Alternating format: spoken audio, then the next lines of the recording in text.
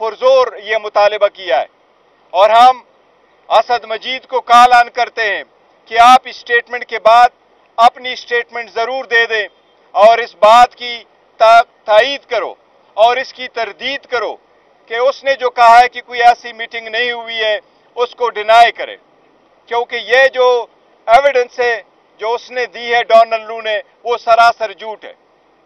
ये पाकिस्तान के खिलाफ एक साजिश ज़रूर हुई है और उसके आने के एक दिन बाद नो कॉन्फिडेंस मोशन मूव हो गया था।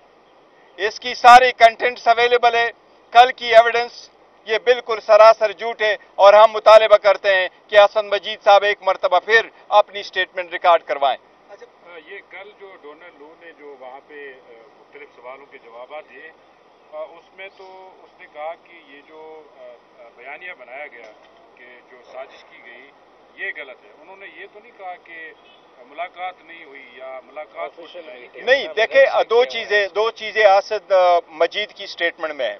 उन्होंने कहा मेरी मीटिंग हुई है और ये उसके कंटेंट से जो मुझे भेजे गए। वो डोनाल्ड लू कहता है कि कोई ऐसा नहीं हुआ है। उसने ये नहीं कहा है कि यस ये मेरे कंटेंट्स थे, लेकिन उसका ये मकसद नहीं है।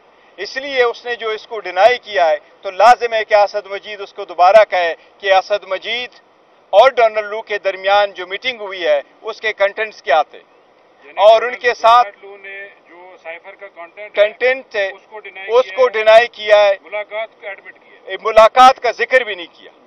लिहाजा वो सब कुछ डिनाई कर रहा है।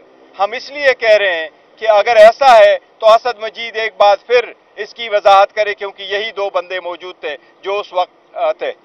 सेकंड, साथ ही साथ अगर आप इलेक्शन के बारे में देखें तो उसने इलेक्शन के बारे में भी कहा है कि अमेरिका ने कभी फ्री एंड फेयर, ये दो लफ्ज उसने बोले, फ्री एंड फेयर का लफ्ज कभी अमेरिका ने इस इलेक्शन के बारे में नहीं इस्तेमाल किया।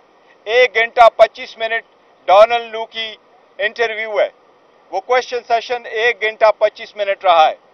साइपर पे फकत 2 मिनट 30 सेकंड उसने बहस की है, बाकी जितने भी क्वेश्चंस हुए दूसरे टॉपिक पे, लेकिन उसने कंसील किया है। सबसे बड़ी बात यही है कि इसकी अब इन्वेस्टिगेशन होनी चाहिए, क्या उसमें ये जिक्र हुआ था या नहीं। अच्छा, ये बताइएगा, आप डोनाल्ड लू की बात कर रही हैं, जब से आप अडयाला जेल के अंदर समातों में आप लोग आना शुरू हुए हैं और इमरान खान की जो बहन है अलीमा खान वो भी ये कहती रही हैं कि डोनाल्ड लू के खिलाफ हम इंटरनेशनल कोर्ट्स के अंदर भी जा रहे हैं और वहाँ भी केस करेंगे और अब चूंकि उनकी अपनी स्टेटमेंट भी आ गई है तो इस तरफ भी अब आप कोई नजरसानी करेंगे, कोई उनके खिलाफ भी केस करने? देखिए, वो उन्होंने जो स्टेटमेंट दे दी थी वो पार्टी के बिहाफ से नहीं थे। उन्होंने कहा था और इसका तस्करे भी उन्होंने अपनी स्टेटमेंट में भी कहा था कि फैमिली कुछ कर रही है, फैमिली का अपना राइट है, फैमिली किसी और बारन कोर्ट में जाना चाहती हैं तो वो ज़रूर जा सकते, ये उनका है। लेकिन उन्होंने उस वक्त भी ये कहा था कि ये फैमिली मैटर है, फैमिली के बैकग्राउंड पे उन्होंने कहा था। आपके कहाँ तक पहुँचे हैं ताकि खान साहब की जो है जेल से रिहाई भी मुमकिन हो सके,